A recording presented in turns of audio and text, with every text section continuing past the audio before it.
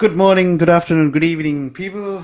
We are back again with the lounge. We got Dan representing Liverpool and Joshua Boy representing the Red Devils. A happy weekend for him, not so much for me, to be honest. And I am dreading this stream, but I have to do it. I have to do it. I'm doing it because I have to do it. That's the only explanation I can do. But I do always enjoy having a chat with these boys about all these things happening. But yeah, man, if you boys can give me 2 seconds to explain myself as to why I'm sad. I'll pass you the shovel, don't you worry. Go on. Yeah. Obviously, as everybody knows, the C, as in our thumbnail, the C in Chelsea stands for charity. I've been saying this for the past, I don't know how many weeks. It's bad. We love to do charity. I hope we didn't do it, but it's difficult to understand what is going on, to be honest, because there is no absolute reason from my side of things to say that it is it shouldn't be the case. So yeah, so it's I don't know, Dan. You can take it away. I am lost for words, to be honest. It's difficult. You see, I've watched Chelsea for the last couple of games. The watches against Manchester United, watches against Everton, and I saw the extended highlights of you against West Ham. So there's your 3 games. The run that you're on is horrendous. Like, there's no escaping from it. And I know Chelsea fans may want to come out and make excuses and say that, oh, this is what we do and this is how it is. This is Chelsea. And I think that's weak. I think that's really, really weak because it's still the same Chelsea team who was able to come up against Liverpool twice this season, not twice in the Premier League and once in the League Cup. Yeah. There's no injuries at the club that's really affecting to cause these performances. There's no hiding anymore to say, oh, it's because we're missing Reece James, we're missing Chilwell, we're missing... It's not. I genuinely believe that for right now, you've taken a big mental knock having been knocked out of the Champions League. I don't think those players expected to get knocked out. I don't think they get expected to lose the way that they did at Stamford Bridge. I'm not glossing over the Brentford, but what I'll always say is, to be fair, is you're always allowed one very bad performance or one, where did that come from? We did it against Brentford. It's 3-3. No club has scored 3 goals against Liverpool other than West Ham all season. Brentford, they came in there and they were too intense for us. So I have a lot of respect for Brentford. They've come up, know a style of football. So I'm not going to say, oh, well, that was where it started. I think it started when you when you were at Stamford Bridge against Real Madrid. This was the game everyone was mentally prepared for. The fan base was mentally prepared, and all said, "Listen, that's just a blip. We're going to come in and we're going to do the business." Okay. And they didn't. Not just like a little bit. It was really bad. I think that shocked them. So they came back against Southampton, best team in world football right now, to play when you want lots of goals as well. They're so used to handing out 8, 9, 6, 7 nils. And you think, great. And we went in there and you demolished Southampton. So that should be the mentality reset that they took with them to the Bernabeu. They went to the Bernabeu. What happened? They played great. Brilliant. The mentality was there. The same players were there. They performed. The same players who turned up against Manchester United and didn't press, didn't work hard, allowed Manchester United to look, no disrespect, to look like a much better team this season than they have been.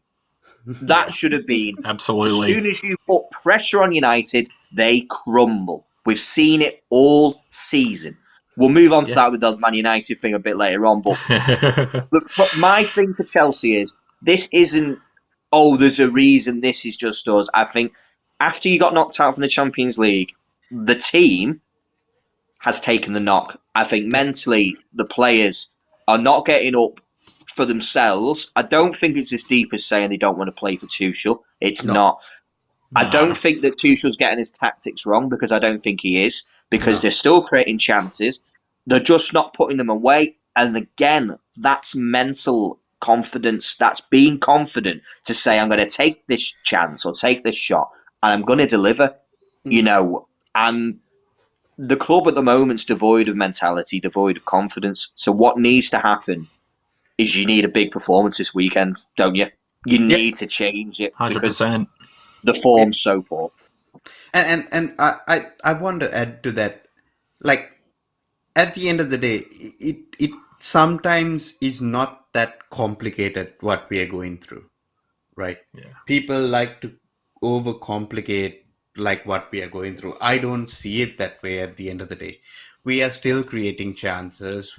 Every stat you look at in any game, we are winning that stat.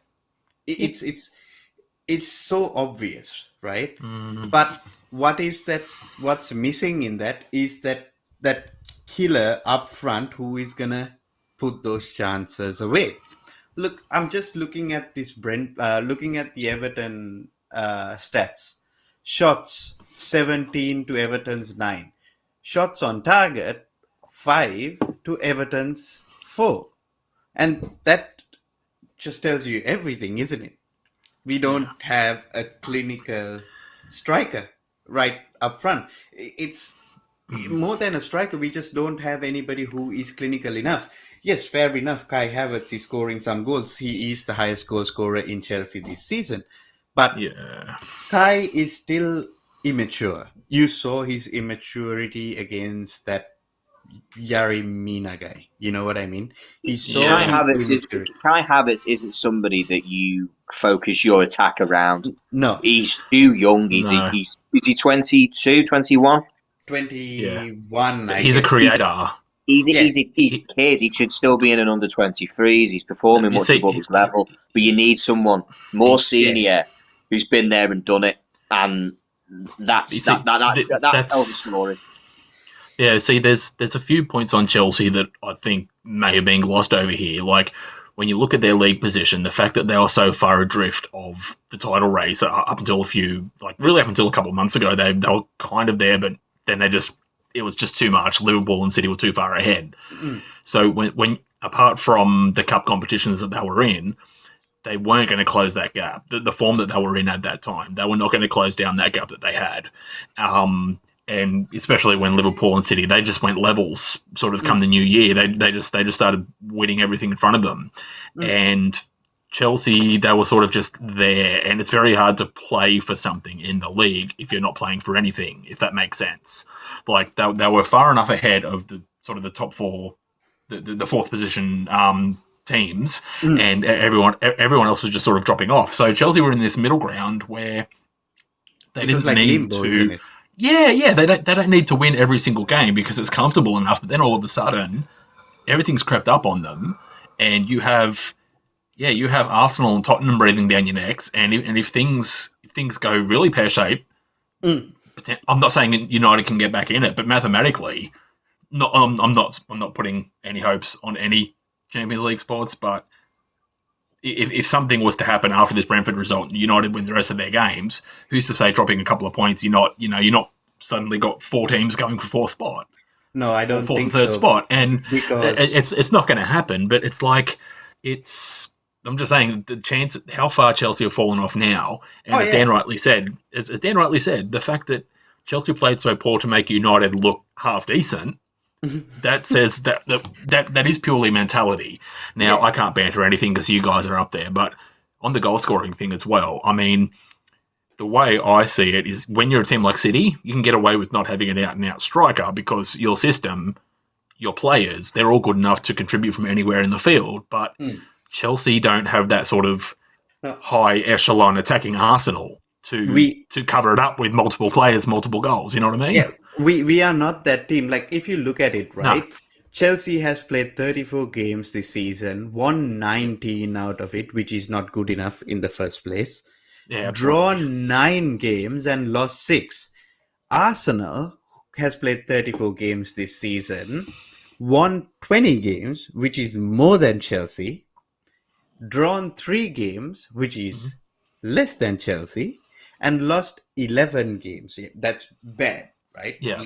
Losing 11 games. But in those 9 games, I would bet you at least 5 games we were in winning positions and have gone down to drawing the game. That'd be You interesting to know what see I that mean? statistic. Yeah. Yeah. You're right. And I mean, if we should be not in a title race, but it should be, the gap should be a little bit closer than what it should be. But the Yeah. problem is, as you guys said, it is a mentality problem. It is a mentality problem because we we are not consistent enough. It is so ridiculous because I don't get it. I really don't get it.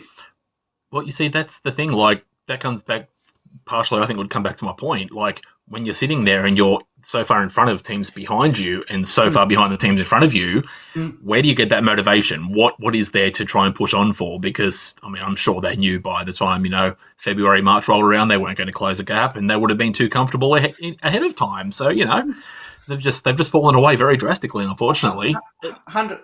I get it, and also at the end of the day, I will cut some slack for the players as well. Yeah. I will also cut some slack for the manager as well for this year with everything that is going on with our club.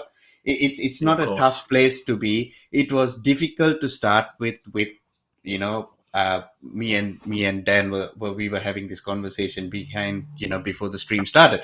Yeah.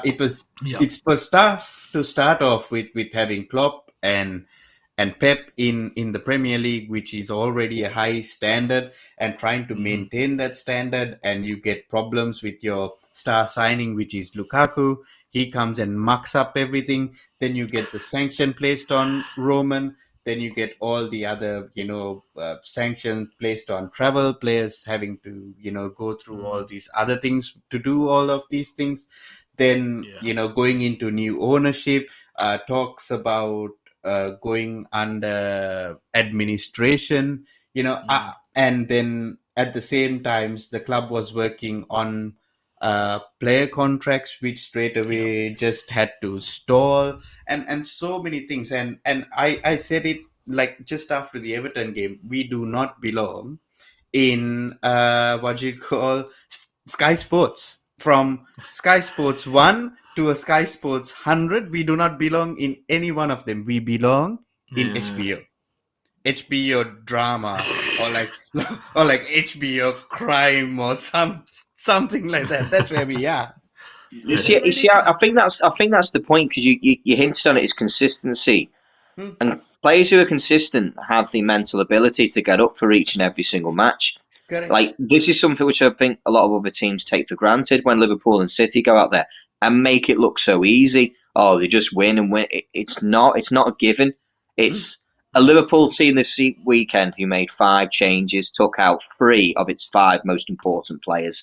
Yep. Mo Salah, Trent Alexander-Arnold, and Thiago, you would probably suggest would be the most influential on a football match recently. All of those 3 players came out. And the difference being is that the players who came in, James Milner hardly gets to play. That's his first proper start all season, other than the Man City game where he had to cover for right back, and you don't really want him there. But the difference is he was influential in this match, and it's having people within teams and it being a culture for every player in the team to understand that every match is important. We have to get up and to try and win this game. And it breeds the point that if you carry on playing this way, that FA Cup, your mentality, I'm just concerned as to how there's a genuine belief that Chelsea will get up for that game, but they can't be seen to be getting up for games now where it's still just as important. I know you're going to get top 4, 100%. I don't foresee anything else. However, if your form doesn't improve, there's a genuine chance that you don't get top 4. No, 100%. And the only thing that might save you staying in top 4 is that Tottenham are going to play Liverpool, and they're going to lose. I'll say that now. And they've got to play each other. Yeah. That's the 2 things that could save Chelsea from not having a real top four problem, but one of those. Yeah, I'm actually just checking on I'll just have to just jump off a second. It won't be a second. Yeah.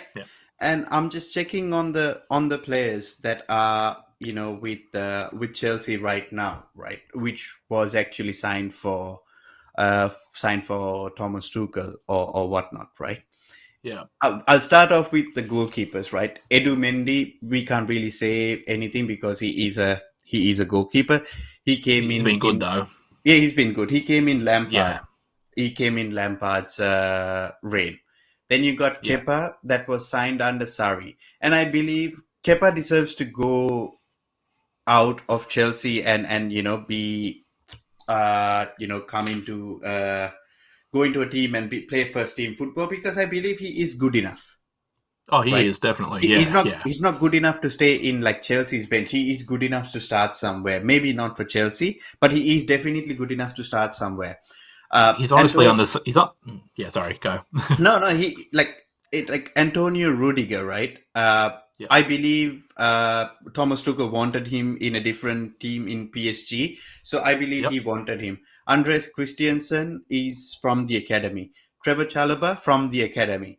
Malang Sarr, a free transfer. I don't know why we bought him. We just bought him maybe for the loan system. That's just what we do. Probably. Right? Thiago Silva under Lampard, but I believe he would have come in anyway because of, he played under Tuchel in PSG. Ben Chilwell, not a Tuchel signing, but he has been good under Tuchel. Marcos Alonso, signed under Antonio Conte. This is in 2016, right? Yep, right. Yep. Reece James, academy. Azpilicueta, he's the long-serving man. He's our captain. He's been here for a long time. N'Golo Conte, signed under Antonio Conte again, 2016, right? Yeah, right. Jorginho under Sarri, right? Mateo Kovacic he came on loan under Sarri. Saul Niguez on loan, and he's not going to stay, right? Ruben, softest ass cheeks. I promised Andy that I'm gonna do it, and I had to say it. Ruben, softest ass cheeks, right? An academy player. My favorite player. Right? Ross Barkley. He was signed under Antonio Conte. Kennedy, this guy was bought back to do nothing. Is he still there? He's still there. That's a surprise. There you go, right? This is our squad. Mason Mount from the academy. Kai Havertz under Lampard. Hakim Ziyech under Lampard. Charlie Musonda, thank God he's going. Christian Pulisic, he was signed under Sarri but came and played under Lampard. Callum Hudson-Odoi, not doing anything. Romelu Lukaku, I believe he's somebody from he's like a board signing. And then we got Timo Werner, which was signed under Lampard, right? Out of all these players, none of them are Thomas Tuchel's signings. No, and that's the point. I can accept that, Anthony. I can accept that. But I'm going to counter you with something, and you probably won't like it. No. Jurgen Klopp's first season coming into Liverpool, he was able to get a tune out of Brendan Rodgers' very poor team. A team that was filled with players nowhere near the level of talent that Chelsea has at the moment. And I'm not blaming Tuchel, because I don't actually think it's his fault. Yep. I don't think he's not doing it. I feel that your players that you have at your team don't have the mentality. I don't feel that they have a long game mentality that they're able to get up. When it was Liverpool's start of the season, they got up for it. You were brilliant. Defended for your lives, really organised, worked hard. Everything that you would have wanted away from home, you got 100%. From that Chelsea team. But we watched it, and it went on and on and on until the going got tough. The going got tough at Christmas for the players. Intensive amount of games, a lot of football, and then it started. Yeah, exactly right. And this is what I mean. Like, I'm not saying that, what you call, he shouldn't get a tune out of these players. He did get a tune out of these players because they won the bloody Champions League within 6 months. Yeah, right? Exactly. These players are good enough. But my thing is, with Jurgen Klopp, he took some time. He signed his players. He did what he had to do, and now it's that unstoppable force in football. Yeah. Like they cannot be stopped. But this is why when I see people say, "Oh, Thomas Tuchel needs to, he needs to, he's there like Tuchel out," for an example, right?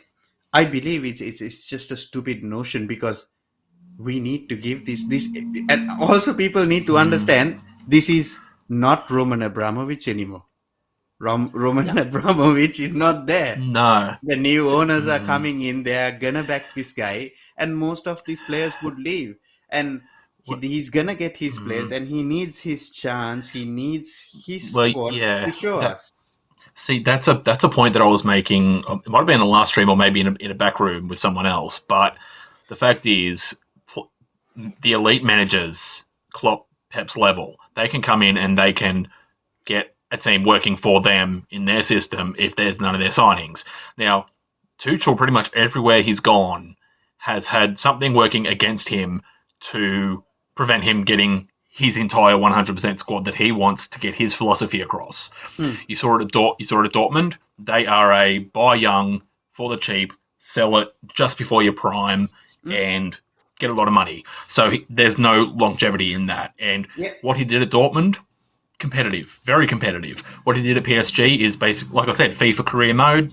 It's just money thrown at the biggest names in the world. And he got them to the FA Cup. Oh, not the FA Cup, sorry. The Which is an overachievement, by the way. That is an overachievement. But he still managed to get that out of those players. He got Chelsea to the Champions League final and won the thing, as we all know. Now, there's no reason to say, off the back of that if he can get the players that he wants and he develops a style of play that he's comfortable with, that there can't be progress for Chelsea, and there's some sort of end game in this, because he has shown, even this season with the back end trailing off, that for a while there, he was there going toe-to-toe. It's just lack of quality in the squad and the lack of mentality. Yes, lack of quality and lack of mentality. There's no lack of quality in that team. There is no lack of quality in Chelsea's team. It's mentality. The players have got all the talents in the world, but when the going's got tough, Chelsea's players have proven time and time again that they don't stack up against it. No, in a one-off game against Liverpool, they were brilliant. You were so much better than I thought you were going to be. You were. It was a chess match. It was fantastic, and that was Thomas Tuchel getting the very best out of the players that he had on him. But for him to come back and ask again and again and again and again, it's on the players to give it back to him. Yep. You know he's out there demanding the best from those players 100%. Every day. He's a hard manager. He's a very different manager he's more like Pep than he is Klopp. Yep. He's more of a harder manager who is, there's an anger about him. He's like a manager who knows he's not, like you see Klopp throws his arms, but a big smile comes out, But with Tuchel, it's like Pep, when it goes wrong, you can see the genuine frustration because the plans go into place, but the players aren't delivering for him. That's the problem. And then, like, at the end of the day, he's angry because he knows that these guys can do it. Yeah, they've proven it. They've proven it when he first came in. Look at how far he took them up the ladder. Like Lampard had them in the doldrums. Then all of a sudden, they're back in Champions League contention, qualification. They won the bloody thing. Yeah. So they've shown they can do it. But as you rightly say, mentality. And again, they're in the same position as a lot of clubs come this summer. Exactly. And this is what I mean. Like, it's not that complicated, right? It's not that complicated at all. For an example, I believe both of you are dads, right? Your children, if they know that if you there you go, Dan. There you go, Josh. 7. He's got more than me. 7. He's got more than me. There's that. And if you know your children can do something and they don't do it, don't you get frustrated? 100%. Yeah, absolutely. That's exactly what's happening. Because you only want the best for them. Ultimately, his success is their success, and vice versa. That's the point. And So I just don't parenting is think coaching. I don't think it's a case of one new player or two new players will fix what's going on. I think there's a lot of players at Chelsea who are more than good enough, and obviously without having the inside track on who's the ones who work hard, who's the ones who don't. But there's too many who don't, who cause the team to under-deliver time and time again. Because to have that mentality, to be ready 50 games a season, that's how it is when you're at the highest level. Exactly. If you're playing mid-table football, you play 42 games in a season, couple of league games, couple of FA Cup matches, and that's the end of your season. You've only got to get up for that. But when you're Champions League, you want to go deep in the League Cup, deep in the FA Cup. You're adding 13 matches just to the Champions League, another 7 games for the FA Cup, potentially replays, League Cups, another 6 matches. You want these trophies. You want to be the best, and you've got to deliver. And that's what they collect their check for every single week. Yeah, I saw this mad stat, right? Jurgen Klopp, in his tenure, has got into 5 finals with Liverpool, right? Yep. Thomas Tuchel, 18 months, 6 finals. Yeah. How the hell could you be Thomas Tuchel out looking at that? You made the point about him being a cup manager.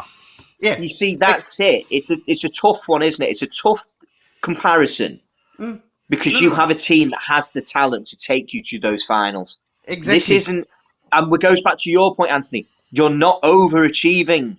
You're not achieving exactly what you're achieving what you deserve. Stop underplaying it to make excuses for not winning. Exactly. It's nonsense. It is not an excuse. We are capable. If we were able to go toe to toe with Manchester City 3 times last year, win it 3 times, and lose only twice this year, so that means out of 5 games we have won it 3 times. Play Liverpool 3 times this year, barring that penalty shootout. It's a draw. It's 3 draws. That's what matters. 90-minute performance. 3 draws, and we and even you, Dan, as a Liverpool fan, could attest the game could have gone either way. Knife edge. I have never seen a final as entertaining as that as a Liverpool fan, where anything could happen. I'm watching 2 teams who were equally as good in every single respect. Exactly. Every respect. There was no weaknesses. I actually said it during the match. Neil, who's part of our Discord group, we were talking, and I said they'll look back at this game in the future and dissect this as that there's so much to look at, how things didn't go the way, because for it to go down to the final penalty attested to how good your team actually is, that you could push Liverpool to that point.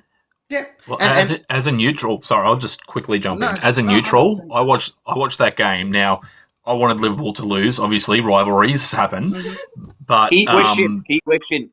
No, but that's it. But just looking at it as unbiased in a degree, watching that game, well, no, I am actually.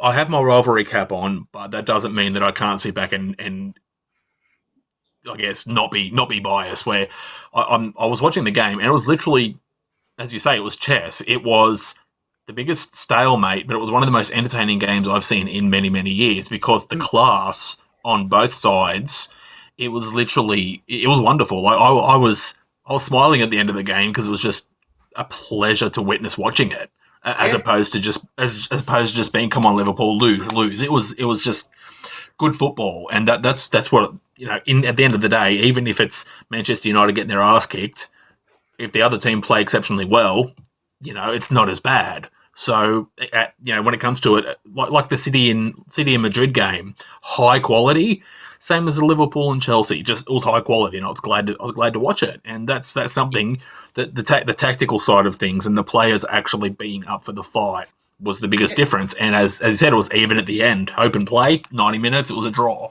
Yeah, and this is what I mean. The only thing that is lacking from this team is the consistency. And how does Yeah, consistency come into play? Is that mentality. the And you mentality. Yeah. need players who has that kind of mentality, who wants to win all the time, who wants to go for that 60 or 62 games a season without Mhm. fail. This is where I think I said it on Sunday as well. Then this is where I rate Thiago Silva, Mhm. 37 years of age, still doing bits in the Premier League, the hardest league in the world, Yeah. doing what he does best.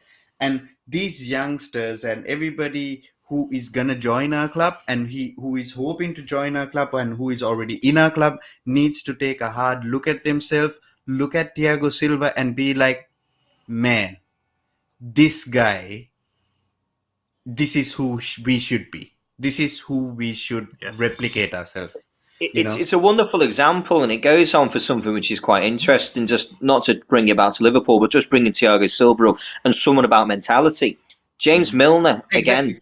is up for potentially a new contract extension. Mm, Somebody who, by all accounts, and I think for every club he's ever been at and anyone who's ever played with him, the man's a consummate professional. The way mm, he goes Yeah. about what he does in the training ground, the mentality that the man has, this stuff osmosis is out amongst the club.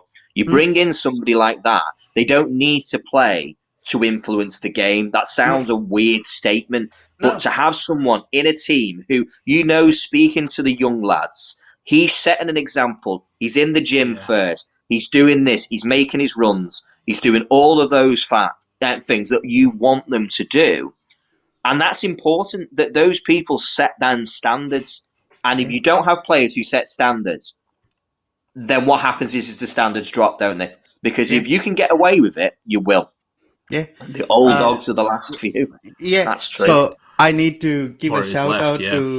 shout out to Flo. Flo used to join us in our live streams in the past, and I hope to get him on. He's our resident Arsenal fan. He's currently at work, and I hope to get Flo back. Hey, perfect timing. We can bring up the top four race now. That's nicely timed, I think. What do you reckon? 100%, because we have Oh been wow. going on I'll about bow out now. us, we've been going on about Chelsea for so long, and yeah, let me share the link with Flo. Maybe if he's free, he can join us in as well. Okay. If he's free, Yeah. Yes. he's up for it. So yeah, I'll share the screen, share the link with Flo. But yeah, Joshy boy, you Yes. guys won, isn't it? Are you gonna be trying to do something with the top four? No. I said it last week. Oh, sorry. I said it the other day. It's not on. But it was just a nice little. What do you say? It's just the last home game of the year. They finally show up, albeit against Brentford, but they've been pretty good this year and last year. So You it want was me? just You want me? Do you want me to say what I compared it to? I went to go and see. Do you know when Chelsea won the Champions League under Di Matteo? Yes. yeah, I yeah, went to. yeah. Yeah, do you remember that? I watched Liverpool win that game against Chelsea. We turned Yep. up and we were brilliant. We blew Chelsea away. I think we won 4-0. Yep. Yeah, yeah, We yeah. beat them 4-0. And that's how it felt. It kind of felt almost empty. I watched it Yeah, and it it was like, was. we won, but why now? Why have you No, turned but up that's today? It's, that's it, and it's pointless. that was my main thing on the game. Is like, where was this over the last 6 months? Like, I just the players look up for it. I mean, I was astounded that Mata played 75 minutes. That was that was my biggest one matter. He was rolling back the years. He actually played a good game. But no, in some ways I felt like it might have been a last hurrah for a couple of those players that were playing, like kind of a virtue signaling. Just we'll play the players that are potentially going to be leaving, give them the send off they want, and just happened to be a 3-0 win. But it means nothing in the context of United season. For me, I would have been happy to see the 23s replaced with them and just have the young blokes run around for a couple of games. But It felt like a it testimonial. it was. I'm from I No. think Cavani was there. He played a little bit. Oh, I mean, is he yeah, back from it's holiday? yeah. He's just come back Yeah, to. He exactly. must have a contractual obligation to be able just to have half a game, so he's Yeah, able to it pick was up his literally paycheck. Yeah, it was literally I think he was only on for 20 minutes, and he's just there to get his pension and then move over to young boys. I think that's old boys, whatever he's going over Barker or someone, isn't he? You know what it is? somewhere I overseas. believe Cavani went over to Uruguay because it was cold. It was winter. And now that the summer is coming back, he's back. He was just trying to acclimatise. He's There's trying a to acclimatise mentality himself. conversation to be had. Oh, mate. No. Oh, hey, wow. Chelsea are in the same boat right now. Chelsea are having a mentality issue. I mean, the top two are mentality monsters, and United and the rest of them, they're just, it's making up the worst of a bad bunch. Because I can actually say it, Chelsea is almost there. I can almost have something to throw at you guys, as opposed to being, clear third all year and having the shittest top four run ever seen. But anyway, that's just a different story. But yeah, no, I was glad to see United put a result up. I was happy for Alenga. He played well. Mata, I think he got an assist, and it was an exhibition. That's all it was. It was an exhibition match. It was a dead rubber match, wasn't it? I don't think absolutely. You watch Brentford. They felt like they had nothing to play for. They didn't have that same intensity that they'd shown. They were safe now. First, exactly. Coming up from the Championship and the playoffs, they were favourites to go down at the start of the season. So, to big up for Brentford at the end of the day, I think that needs to be said, that they've come up as the favourites to go down, and look at them, they're mid-table. They're a mid-table team, and they've played a brand of football which has been entertaining. Yeah, boys, I like it. Sorry, yeah. 1 second. Let me introduce you to Flo, our resident Arsenal fan. Hiya, Flo. You all right, mate? Hey, Flo, how are we, mate? How's I'm it going? good. I got my little one just came up with me. Can't leave me alone. So fair enough. They never leave you alone, do they? They shouldn't, but let me hand over that to the mother. That's it. Yeah. No, sorry, just go on. Yeah, but basically, I forget the point I was at. But basically, the way I look at the way Brentford played, it's much like Fulham did or Leeds did when they came up. They basically they played that high energy to trounce everyone away from them, and they get full credit to them. That they're only a tiny stadium, something like not even 20,000 capacity, and they're just it's one of those good stories that you hear each year in the Premier League. That the fact that they've stuck around, they've made it. They're safe, and that's they're not doing the Norwich up and down. Yeah, big respect. I suppose it really is now. It's talking about Arsenal top four secured, isn't it? No, yeah. I don't want to speak too fast. No way. Because yours, own it. It's yours. Yeah, I got something. I got something ready for that. Historically, we fucked it up by having the greatest position. That's me being very polite. Even with Unai Emery, we were just there 8 games down the line with Crystal Palace. We lost the game. We needed 4 points out of 8 games. We could not succeed to do that. So, we're on the front seat. Thank God we're on the front seat. The pressure is on us. Is us to lose. Yeah. So, you're in a pretty safe position, like for the most part. The remaining games, you should edge it. Yeah. Have you got your Liverpool shirt ready for the weekend? Well, I hope they do their job, Liverpool. This is what I hope. They will like there is any doubt, isn't it? No, but you know what it is. I'll tell you something. If there's any team who can beat them, it's Tottenham. Yeah. Tottenham is dangerous. Tottenham can beat Mancity. Tottenham can beat any team. For some reason, they got that in them, and we have to give them that. I think it's that Antonio Conte factor, isn't it? Bastard. But you look now at Tottenham. The games you expect Tottenham to get creamed in, they'll stand up and get a result. So I could see even a draw as a base prediction, because you never know. Conte could do something with Liverpool. He has in the past. I can't see why he can't do it again. Yeah, no, I get it. I think that Arsenal not even going to be top 4. I think Tottenham's going to nick it. But then, to be honest, and you know why? Because we are so overconfident. Everyone, obviously we're on the front seat. We got a 4th spot already, and that's dangerous sometimes. Especially a team. We got youngsters. We don't have the team that we had. But they're all averaging 21, 22 maximum. Yeah. And that's Yeah. where, like, just earlier you guys were talking about Thiago Silva, James Milner, and these are the characters you would need right now, like in the Arsenal Yeah. team. If you got, See- if we would have those players in our team, then I could say openly, you know what? Yes, we'll make it top 4, but not now. We don't have it. Yeah. Flo, I don't know what was like the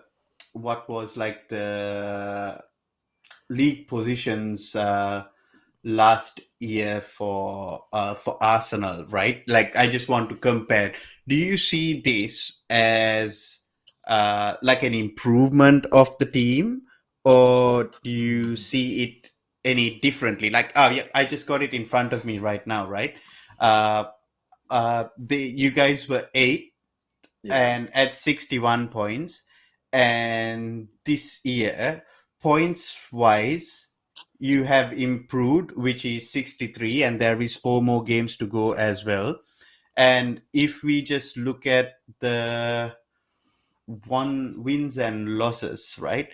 This year, Arsenal has 20 wins, 3 draws, and 11 losses, but there is 4 more games to go, obviously.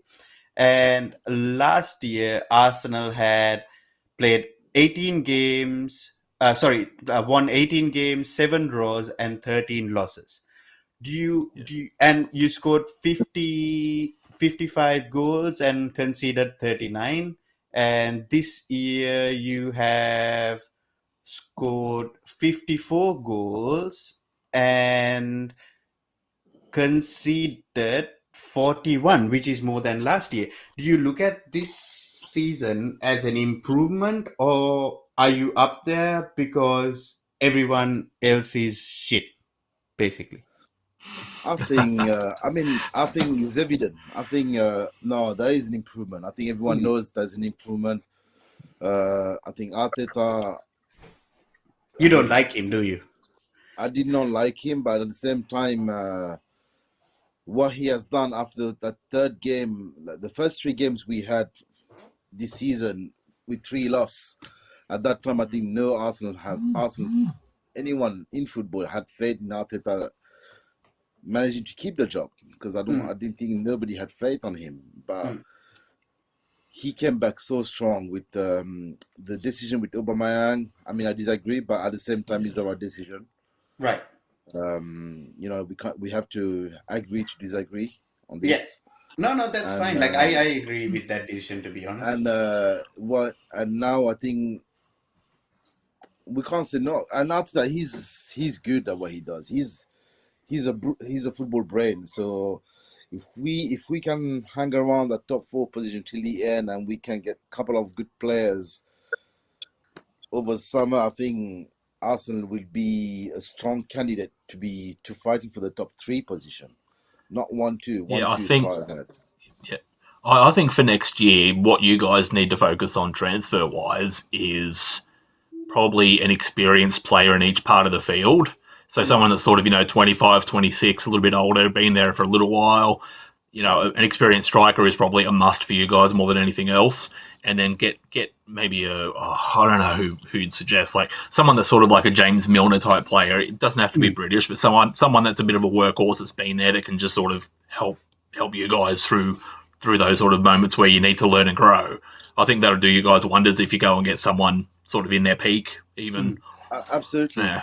I think me personally, I would say it'd be better if I don't like to say this, but at the same time, having a British all warrior like you mentioned, like James Milner.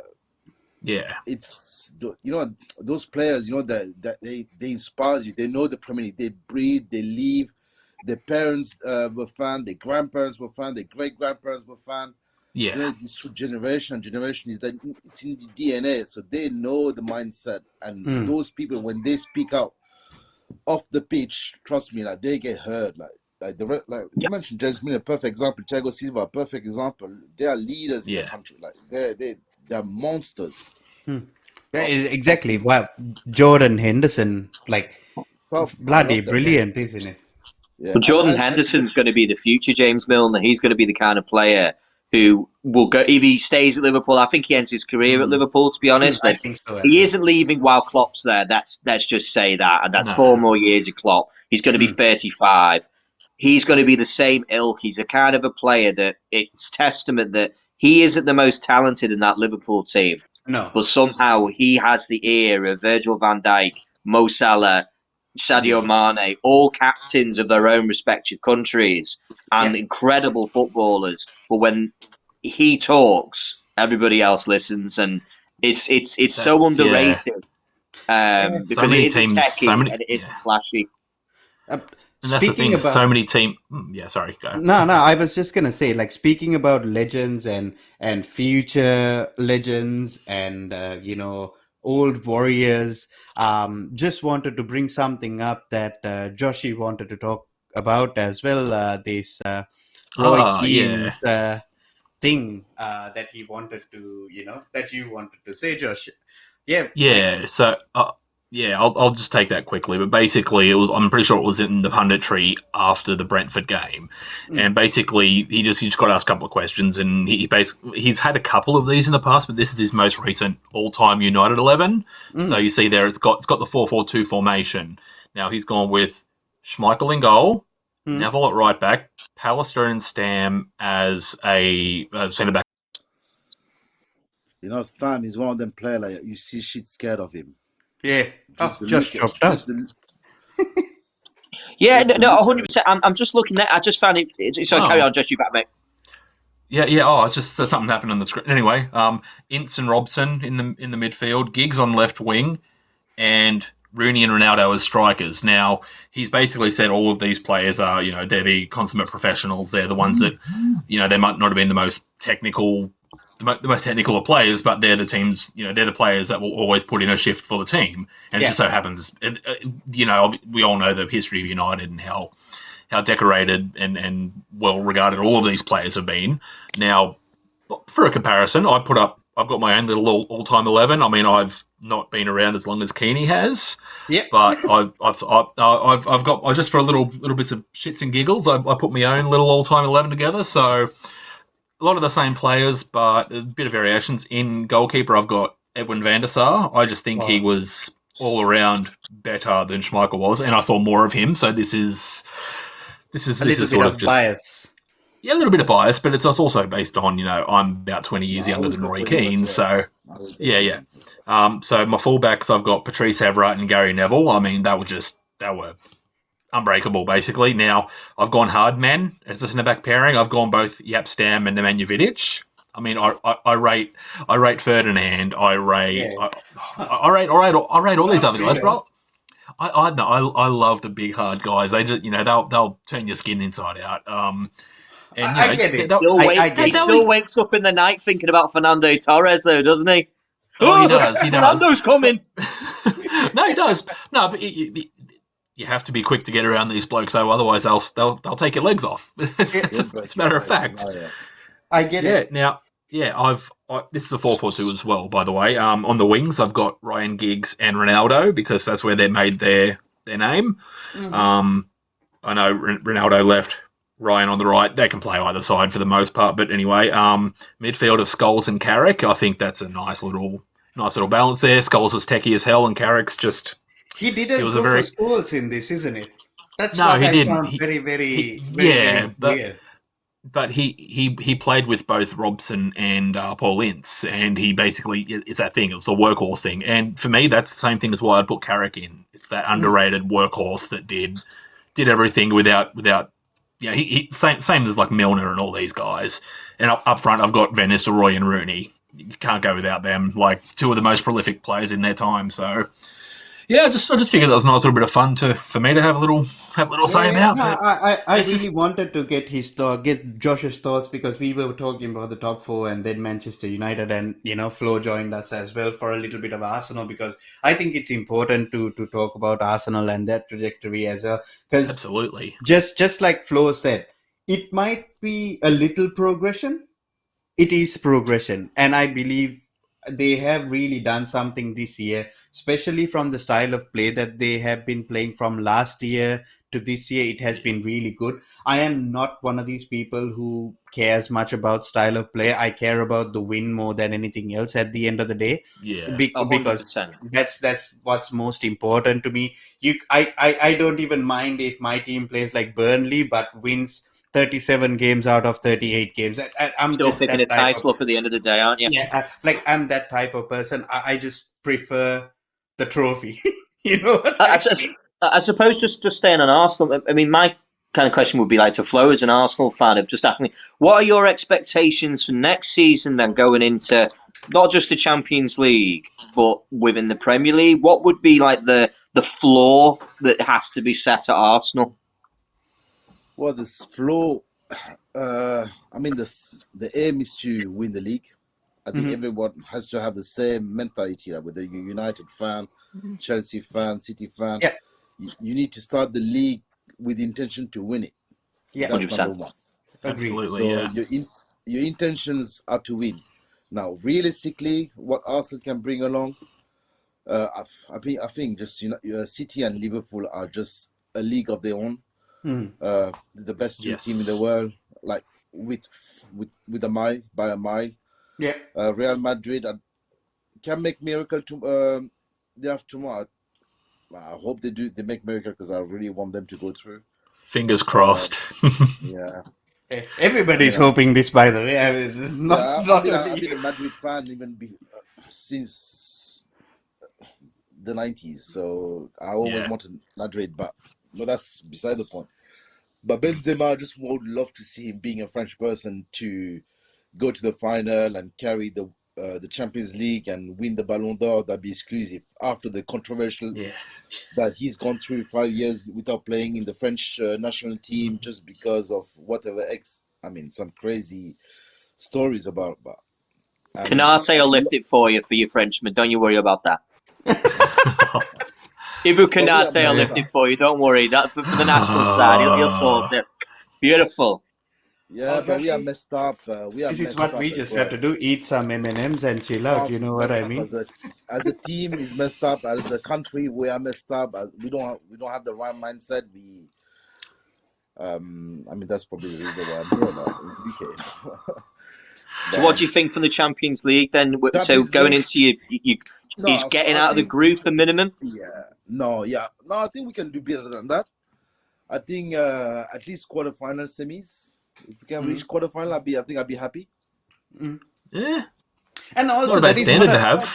Don't It's forget. not a. It's not a bad expectation as well. Then, Oh. like, it's a No. realistic one as well, because it only takes them to finish at the top of their group and draw somebody from the second of somewhere else, or Mm. Listen, maybe the by Premier League, chance. the top six team in the Premier League can beat any team in the world.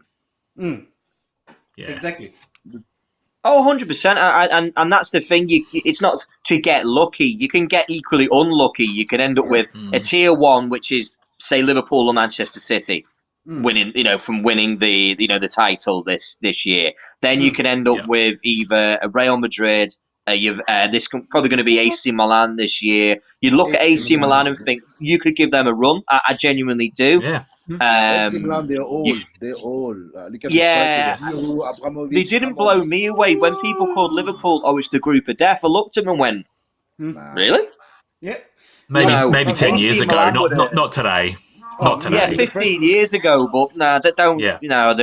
They're an aging force, so you can equally get lucky and unlucky. But I think that's right to say. I think you want to set a reasonable expectation and a target, and say Mhm. that the quarter final is within Arsenal's grasp. But Oh yeah. transfers are going to be very, very important because Very, very your important. Yeah. squad's very threadbare at the moment. There's not a lot of options. Yeah. But Just I was thinking of. Like, I think if, as any fan of any club, we all got our own imagination for the transfers, and one of them for me, like at the cheap, because okay, I know a lot of United fans not gonna like it, but Pogba used to be an Arsenal fan. oh He's free of charge.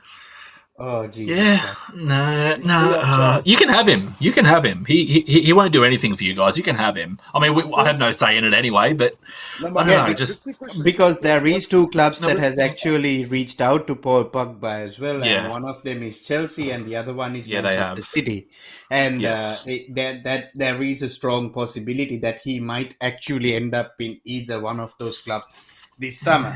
I yeah. just hope.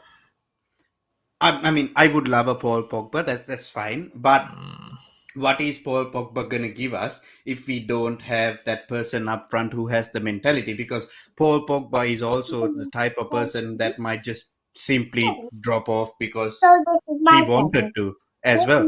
Uh-oh, we got Anthony, an you know invader. Paul Pogba. If he joins Chelsea, he's playing with Conte. They're like this, Yeah, they are. Yes, yes. and that and then that that's pair what makes together, me happy. and Lukaku, oh, they're like this as well. Lukaku is gone. They are. Yeah. I See, want him to go. He needs to my leave.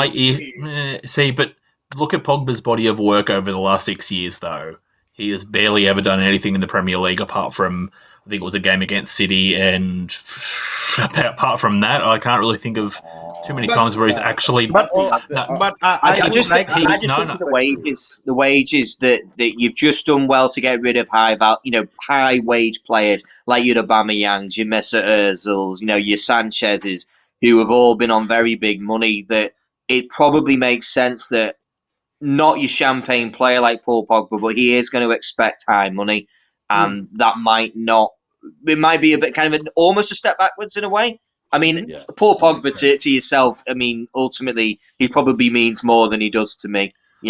As you say. No, I can see your But point though. Like, I think he'd do. I think he'd do well in a team like Arsenal, the way you set up. But I feel like he's better served as someone in a sort of a like an Atletico Madrid or someone like that, where there's low block, but he can express himself rather than being yeah, like a set rigid like those midfielder. Juventus teams, isn't it? Like those Juventus teams that he played in when Yeah, where he had a Pirlo and then he got runners off of that and things like that. But in yeah, fairness to yeah, Pogba, he never actually had a very, very good team around him at Manchester United to do something about as well.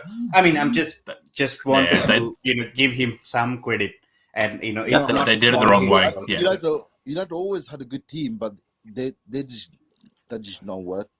So that's Yeah. something I yeah, think off the pitch with the board. There's too much politics going on in United at the moment. So yeah. the Exactly. post, I mean, like same with Arsenal after big post Wenger era. We're going through some bad patches.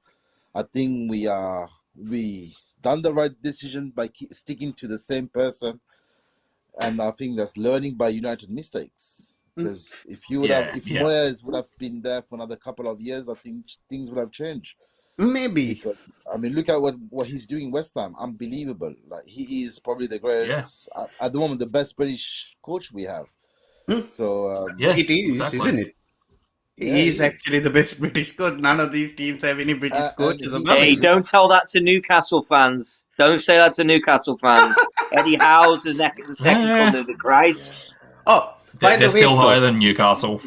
this Eddie is Howe, actually that a man. Oh my gosh, what he has done to that club. to, to, Unbelievable. to be so Flo. I got another question for you. Hey, This probably is coach of the year this year. He like could be nominated for coach of the year. this is a Yeah. question where me, Dan, and some of the boys in the Discord we talk about all the time, right? And now that you're here, we'll ask you this question, but this is going to be a discussion for another time. If by chance, right? This is just if by chance, West Ham and Leicester win the Conference League and the Europa League, right? Do they have a bigger European pedigree compared to Arsenal? Fuck you. I just wanted to ask you. No fucking way. No fucking way. We got to look Oh. No at. fucking way. Dynamite. No, No fucking way, I just man. wanted to ask that question You heard because, that. Yeah, I heard it, but no way. They're far but behind. They're like, far fucking behind. No how fucking can way. they be far behind? you haven't won Listen, anything you in you Europe. guys won 2 Champions League and you still a smaller club than Arsenal. I am not talking By winning about the 2 Premier. Champions I League. am not talking about the Premier League. I'm not Just talking in about Europe, only in the European in We Europe. won a tournaments. cup. We won a cup. What George cup? Graham days. In George Graham days, we won a cup. The European Cup Ah. in, I don't know, 19, just before Wenger. Right. 5 years or 4 years before Wenger, we won the European Cup. Okay. We The bought. Cup Winners' we Cup. played. Cup We Winners' Cup, isn't it? yeah. We played Barca's The one that football. doesn't exist anymore. Yeah. At that time it exists. The football we played. Come on, man! Don't even compare that. No. Don't get me wrong.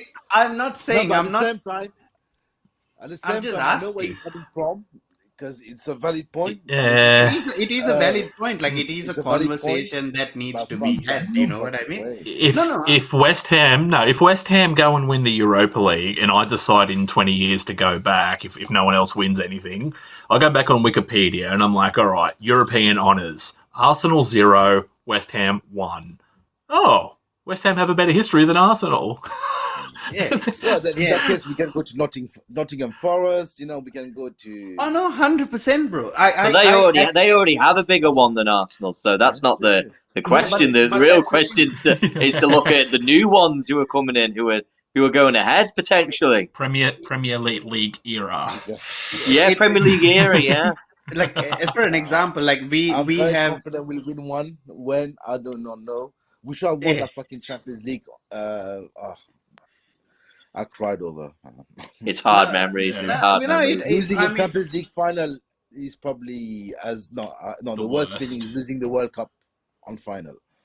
yeah. That's No, a bigger. I mean, I actually wanted to just bring it up and just ask you because it's a conversation that is gonna be coming up as well. Like Yeah. it's no. I mean, I know people it's who are people who want No, to I see understand. Arsenal down will bring this conversation. No, but that's the point, right? That's the point, and people are gonna be talking about it as soon as because it's very realistic now. Like Leicester and West Ham, it is very realistic that they Yeah. could go on to win a European trophy, and it's And in the fairness, fact. can I be honest? I would love. And it will be brought up almost I would love- immediately. So we're trying to get ahead of the curve.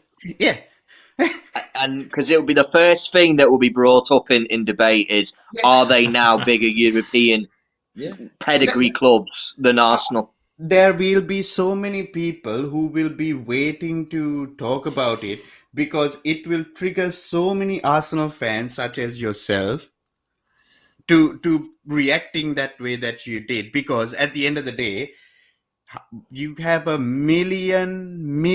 many millions of fans around the world, and we got our mate Jesse Dyer saying what an amazing Big up show. Jesse. Big up Big Jesse. up Jesse. And this is what I mean. Like there will be so many people waiting to ask this question and be like, is this? Do they have a bigger legacy than Arsenal? But it's gonna trigger so many want to people. manifest the situation. The more I think about manifesting, and I'm trying to not to manifest that. Oh man, I would love Jesse with another love comment. to Never see, seen such display of masculinity in my life. Hey, I'm annoyed at the amount of beards that are going on. I'm sitting here clean shaven like a child, and I've got the you know hair what the bear old bunch saying- with me. I don't know what's going on. you know what the old saying is, right? If you don't have a beard, then your kids have two mums.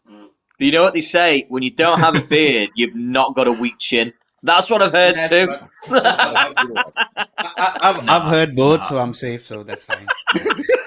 I'm just covering myself on all the bases, so it's all good. Oh dear me. Anyway, but you do get my point, isn't it, Flo? Like people are gonna say this, and people are gonna Do this, Dan. Do this, Dan. And Dan. they're like basically what they're gonna do is they're gonna trigger Arsenal fans into this frenzy of things saying no, especially and with this and Arsenal that. fan TV, with such a big platform, Exactly big right. fan base. Yeah, absolutely. And this is something that we discussed, and in all fairness, it's not a bad point to bring up as well. But at the end of the day, you guys need to do something. But You it's good guys for the need to media. do it. It's good Yeah, for it's good for like media. people like me to wind up people like me, to wind up people like on AFTV, to wind up any Arsenal fan. Is the best topic. So go Yeah, for it, mate. but at the end of the day, you do need to win something in Europe pretty quickly because you are not a small club, Flo. You are a giant. Yeah. You know, you are a massive club in England, and you do The need word. that European. Yeah, The world, yeah. exactly, the world, I mean, 100%. look at Villarreal. Hmm? Villarreal's a town less than 100,000 people in Spain, and they've got a European trophy. They're in a Yeah, semi-final of a Champions League. yeah, It goes to show that it can be done, and No, it we can all be know done. Arsenal are big, and it doesn't take away from that. But they've got to do something soon because they've yeah, been away for too long. yeah. Absolutely. You know, the other thing is, don't forget, like Arsenal has not spent money when we were in the Champions League. We were, Yeah. in fact, we were selling players left, right, center. So our decline was natural, Hmm. and hence why the Ashley Cole, the Thierry Henry, the Vieira, they all left because we had no ambition. The board had no ambition, and despite Wenger being there trying to convince them, that did not work because they know the truth. I mean, they're not dumb. They know Hmm. exactly what's going on behind the scenes, so they left, and the decline started. So, and when the Kroenkes start pumping money to the club, it's just to please the fan and for the fuck up they done for the with all the other 8 clubs, the Super League. The Super Yeah. League incident last year, so they spent Oh, yeah, 150 yeah. million just to prove to the fan, like we made a mistake, but here we go. And And in all honesty, right? I'm asking all three of you. Do you think that the Arsenal's board have done enough to change their fans' minds? No, not at no, they all. I done mean, nothing. The they've fan done, done without them. yeah. Yeah. Do you Um, think? United, yeah. Do you think that United and Arsenal done it. Oh. I mean, do you think that 150 million that they spent, right, is just like a fugazi, like just like a thing, like it's like a smoking cloud, basically, like be like, oh, just like a distraction, because A they can diversion spend the money. tactic. Yeah, Yeah. like they have the money to spend it because they haven't been using that wisely anyway. But Nah. do you think that that is the case, or why do you think so?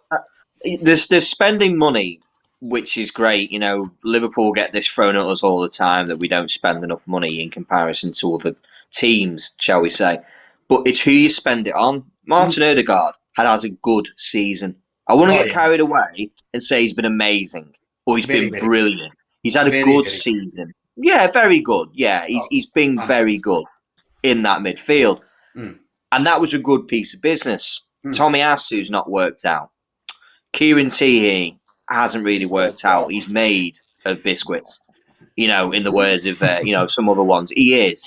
He's a very injury prone player. He's got all Yeah, the I talent in would the agree. world, but sometimes you have to sit there and say, we know what you can do, but we need you to do that 80-90% of the time. We can't afford for you to be injured, for 15, 16 games a season, and then Mm. you're having to get back up to match fitness for another 3 or 4 games a season.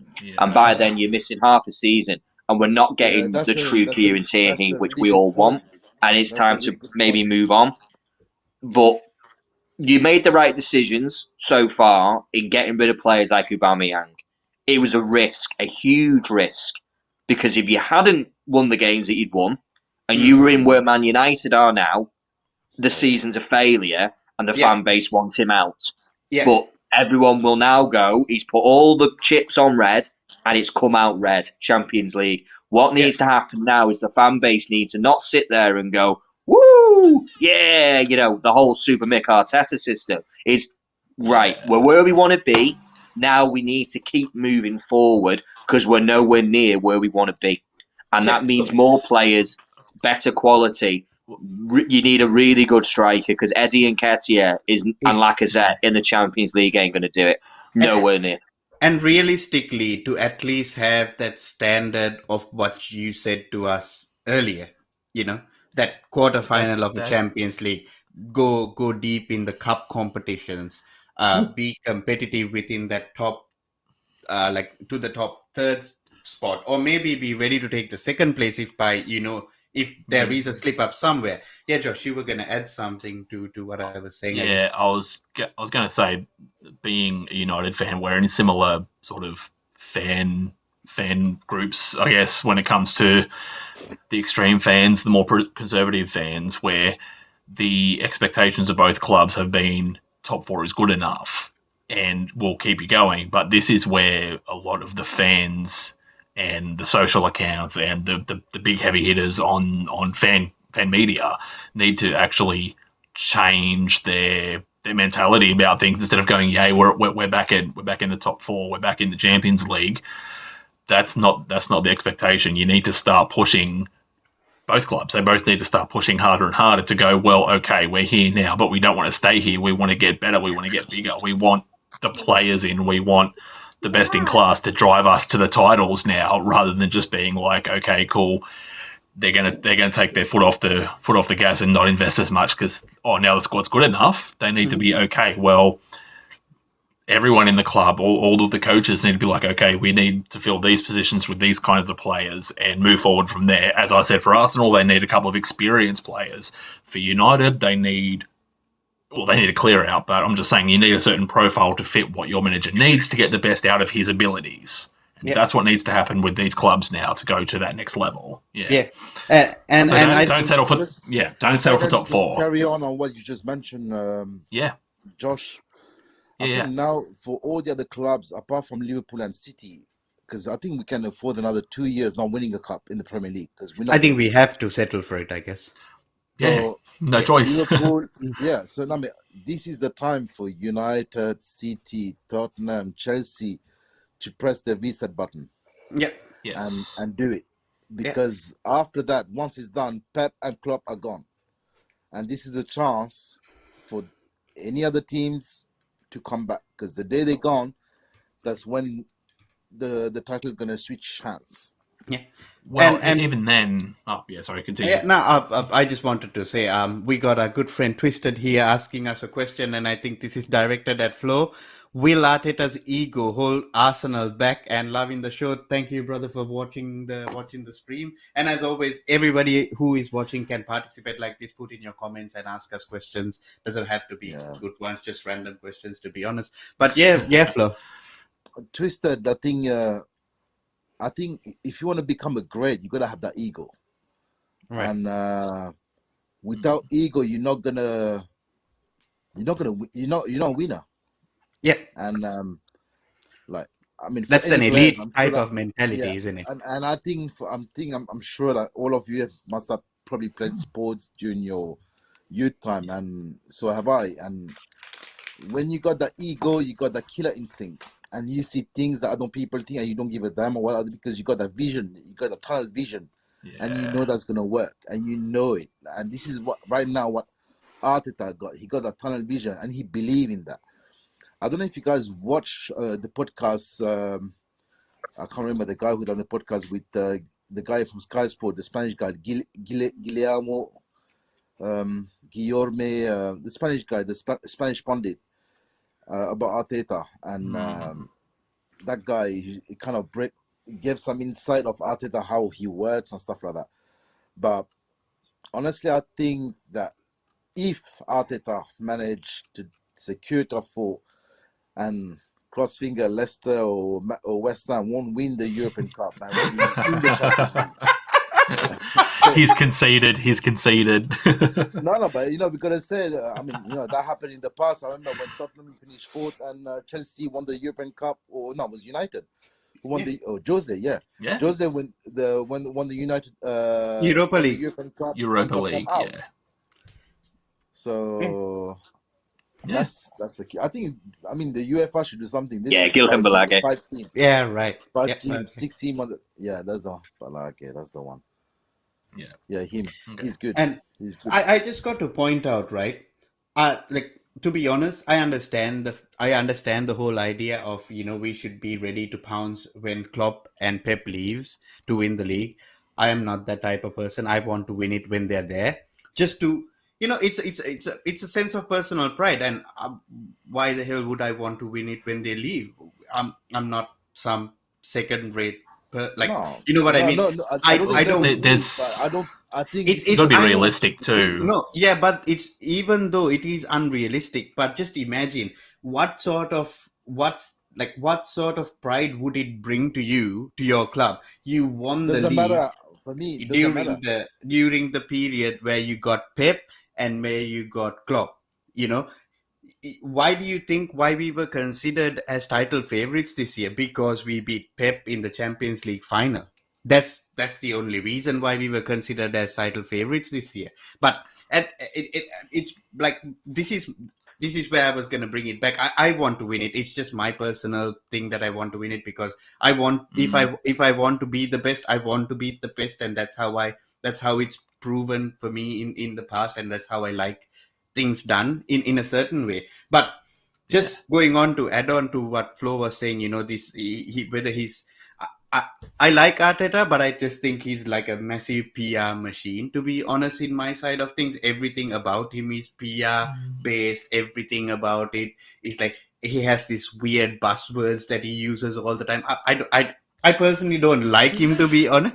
I Excuse really me? don't. It's a That guy lot of got no buzz. PR, man. Arteta He got no PR. He's bland. He answers. he's the What's the the first question? person to Look start at Klopp, talking man. about That's this he got project, that PR. project, He didn't say Project fuck Youth, off. when things didn't work and all these things, right? But I'll tell you one thing.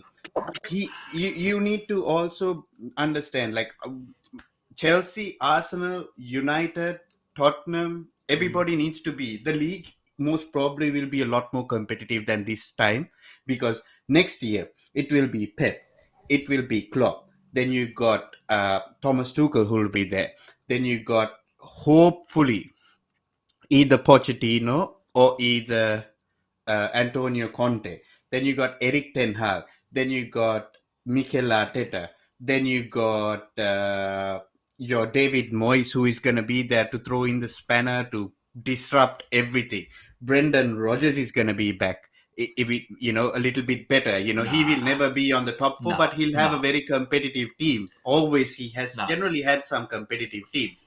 So I've just named 1, 2, 3, 4, 5, 6, 7, 8, and then you can add in the Brighton manager. I forgot his name. Graham Potter. Graham Potter, who has always Graham a Potter, nice way of playing, and his teams are doing very well. They only need a very good striker. Forget that Neil Maupay guy and send him back to where they got him from.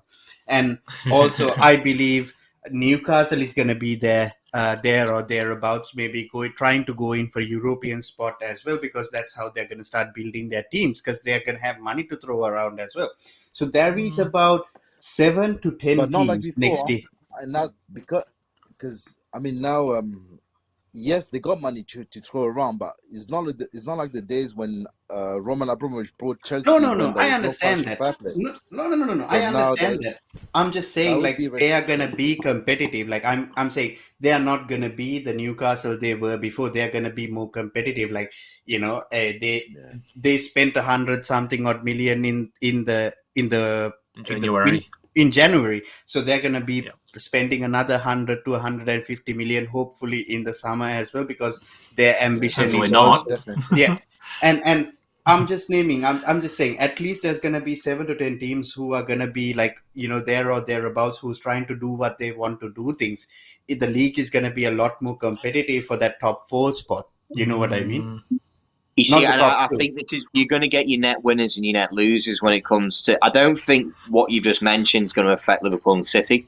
I genuinely don't. No, I mean, so I think the real problem is going to be there's 2 spots available, because the way Chelsea are going, I used to say there's only ever 1 spot available for top 4, but because Chelsea are just showing this lack of consistency to finish the league out, I've got to say that there's a chance that they could end up dropping, not out of it, but they could finish 4th, so 3rd's available and whatnot.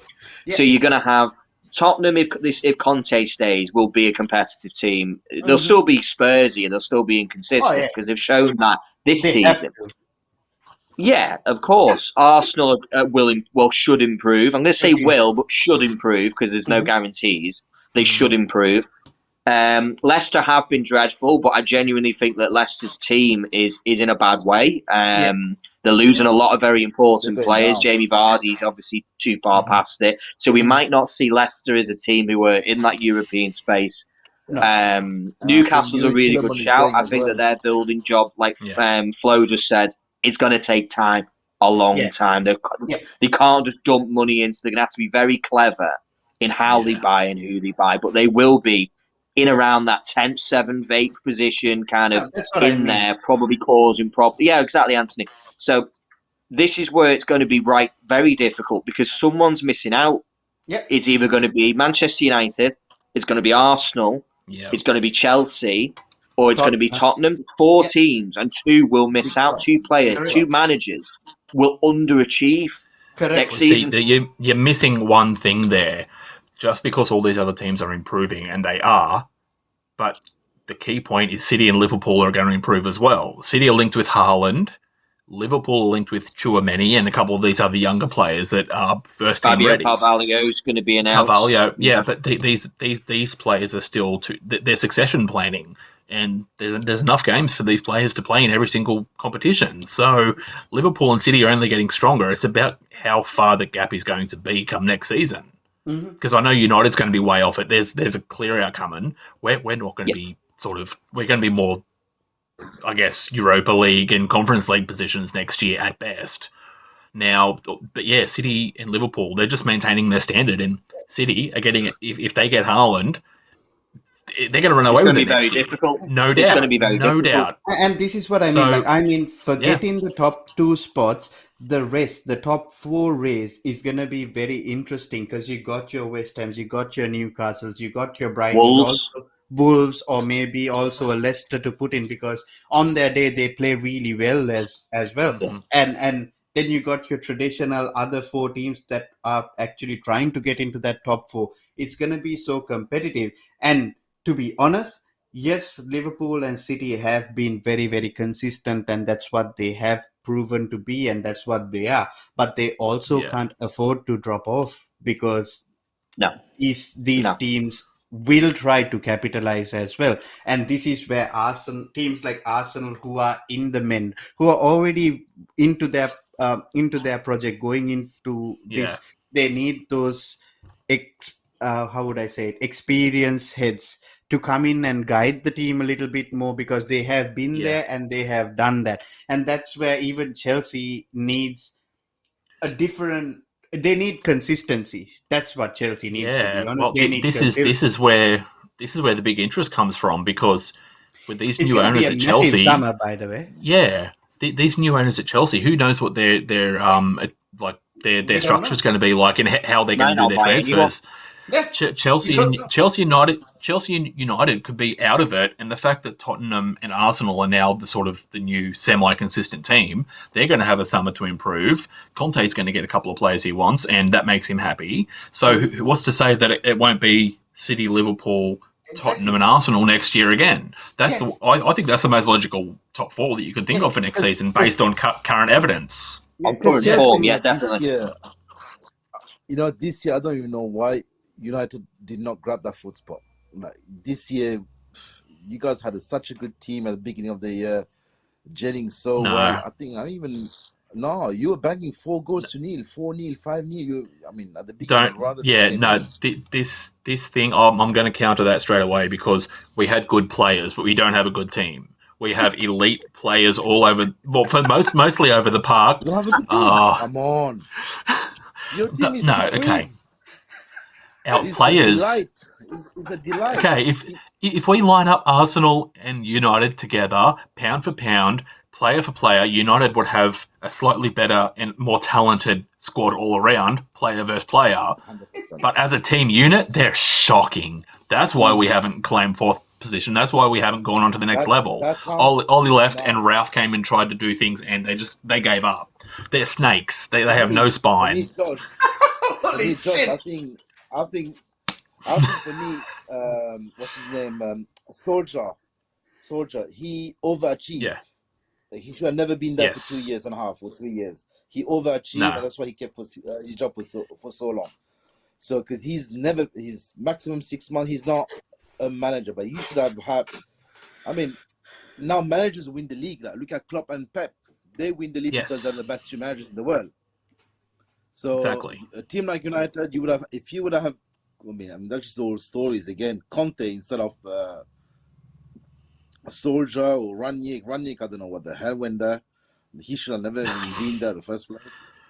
No, But I actually he did this. applaud that. Not for Ragnick's coaching, but for what's happening in the background. But that's a different story. Yeah. Yeah. And just to answer Twister's question, like, because these are the things he asks us all the time. Yeah. Does the volume of derbies hinder a chance of London clubs winning the EPL? I don't think so, to be honest. But I'll tell you something. Why not? We will do better if we sign Declan Rice. Everyone else knows why I say that, but not you, Flo. But I just say that to help Twister. No. London remains red no matter what it is. London is red. I'll tell you something. London is not red. Whether you like it or not. I'll tell you, London is actually purple. You're all deluded. It's not red. It's purple. London is It's not brighter. red. It's purple. But, yeah, fair play. but I think we have come to the end of our stream today. I think we wanted to cover a lot of things, but the conversation takes us in different directions. Just a few absolutely. more. Quick question before you go. Quick question. Yeah, I just want to know, what do you guys think about Ten Hag? Do you like him? I like him. You guys go first. I actually like him. I think he's like a general, like this army commander type person. Everything has to be regimented. This is this is that, and very strict and stuff like that. I like that in a manager, to be honest. I think he's got a hell of a job. Oh yeah, I think he's got A a massive massive job to come in. He's had to. There's a lot of things to change in at the club. His CV in the past wouldn't have got him the job, but I think right now that United's been clever to gone out and try and find something different. A manager who is someone else, because ultimately it can't get much worse, really, can it? From the way that it's got. It's about trying and do something different. Maybe allow someone who is a young manager at 52 years of age. He's not, but he's a newer manager to the big game. He's going to have his own style of play. And the main thing is that it's about the club, the ownership, and the fans will need to understand that this process will not happen overnight. Next season, it's not going to be, if you win 3 games on the bounce, it's not time to start going United are back, we're winning the league.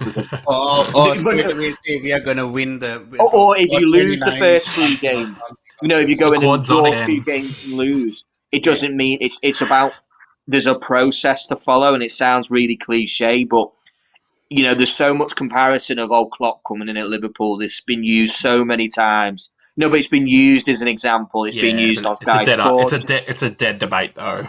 Yeah, but Jamie Carragher and Gary Neville brought it up last night. So even at the highest level of conversation, they're using it as an example. But if you're going to use it as an example, you have to accept that it takes time, that it's not an overnight. So I'm open to it.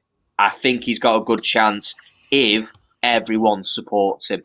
Yeah, and also when it will work better because they will have a part-time coaching director who is totally turn it up. Totally committed to who the is project. moonlighting. He's got another job.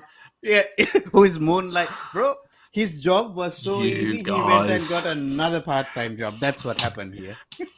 Oh yeah, turn it up, you pair. Seriously. Yeah, Jesse. No, go on, Josh. You tell us how it's going. You tell us how the part-time sporting director gonna do us. No. Shut up for a minute and hear me out. All right, the pair of you, shut up for a minute and let me have a say. All right, here we go. 3 to 5 years, and United will win a title. That's all I'm saying. 3 to 5 years. Right. The infrastructure is going to be in the next 2 years. Yeah, exactly. Otherwise, in 7. Well, we're basically on this. We're basically the same gap from winning a title as we were I think the last biggest drought, wasn't it? Something like 15, 16 years. Because the last one we won was 13. Yeah, but like the last one was like 15, 16 years, the biggest gap. So all of a sudden, 2, 3 years go by, and we're that longest drought again. So yeah, but I think Ten Hag's going to work, provided the club continue in this direction they're doing now. They got rid of all those Ed Woodward associated muppets, and now they need to bring in some football people in football positions, and that's the only way to let it happen. But Nah, cautious optimism right now, yeah. no, I get it. I But think Paul Mitchell is not going to come as well, isn't it? Paul Mitchell said no. And just for you, Josh, at the I think Twisted with his last question for the day, is Eric Ten Hag a footballing or a commercial signing? 50-50. I mean, Ten Hag was the popular PR choice for all the fans, I think so. but a lot of the United board wanted Pochettino still. But yeah, I think it's partly fan service, and it's also partly, well, this could actually work out and make us more successful. So I think it's split 50-50 on that, Twisted. So He's yeah. He's a football decision. He's a footballing decision because ultimately going with Pochettino is a safe bet, but he's been a master in failure. Everywhere he's been under Southampton, he's under-delivered really what was expected from him. So I think Ten Hag was the braver option because he doesn't have the previous experience. Yeah, I think it's like a 65-35 type of thing. It's a popular decision when it comes to Eric Ten Hag because it's something everybody wanted. But more than that, it is actually a footballing decision because the easy one would be to go with Pochettino. And in all honesty, out of any jokes, I believe he's going to do well, but he needs the time to do it right. Everybody needs to have that patience. If he lose 2 or 3 games in a bounce, people need to calm down and give him that patience. I think it warrants him because it's his first season. He's learning the culture. He's understanding what's happening in England. He's new to the Premier League, and as you said, he's only 52. Acclimating. Yeah, he's acclimating, and he's only 52 years old. It's completely new for him, and he's starting to work with I believe one of the biggest clubs in the world in Manchester United, and that itself is a lot of pressure for anybody, and it takes a toll on a man at the end of the day. And just to put it into perspective, like Thomas Tuchel is 48 years old as well, and look what he's going through right now, and he has been here for 18 months, and you need that sort of patience with young managers. You need that sort of patience with, like, for an example, even with Arteta. Look how young he is. Arsenal have prevailed with him, and I think the proof is in the pudding at the end of the day. Proof is in the pudding at the end of the day. But for me, Arteta needs to do a lot more, but I really can't expect anything of him as well because he hasn't had another job to show us otherwise. This is his first realistic job. His other job was an assistant coach under Pep Guardiola, but he has certainly done something for Arsenal, and in that way we need to also have the same energy towards Eric Ten Hag and give him the patience that man deserves. And that's all I could say. I mean, in my opinion, I think Ten Hag is the first decision that United has made a good decision after a very long time. Like 100%. They did not think short term for once. They thought long term. They're willing to take a hit for next year. They're willing even to take a hit for the next 2 years. But the third year, something must be delivered. And they're ready for it. And they will back him up. And that's the first time I saw United board working towards that way, and that's really good. And this is what we had with Arteta now, and I think United see that what Arsenal has done. I mean, that mentality, that way that we have. I mean, what we've done. Our whole team is gone almost. We got almost a brand new team. We hardly got any players who's been there for more than 2 years, hardly. Except Granit Xhaka and Lacazette and Nicola Pepe. Yeah, well, they're going and now Burnley. Apart from Xhaka.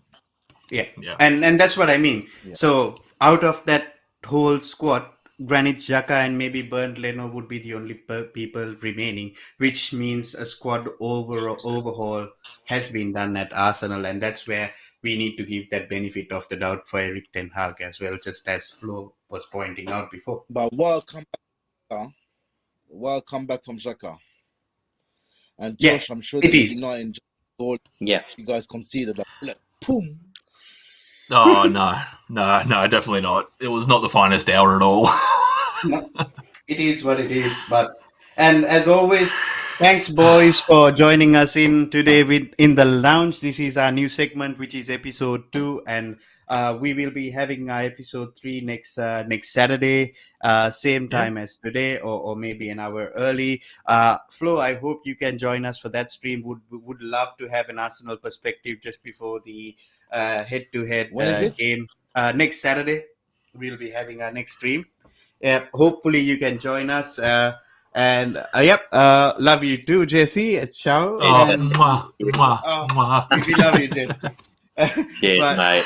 But yeah, thanks Dan, thanks Josh, thanks Flo for joining us, and thank you everybody. Thanks, Ant. In the chat, Jesse, Twisted, for showing us the love, Twisted, for your twisted comments. And everybody who is watching us live, please hit a like, comment, and subscribe on our videos. We love to see you guys interact with it.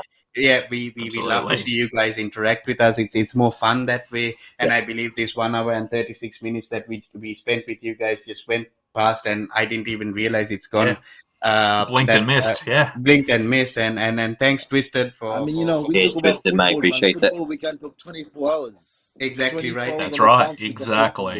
Exactly right. And as always, goodbye, God bless, and good night, people.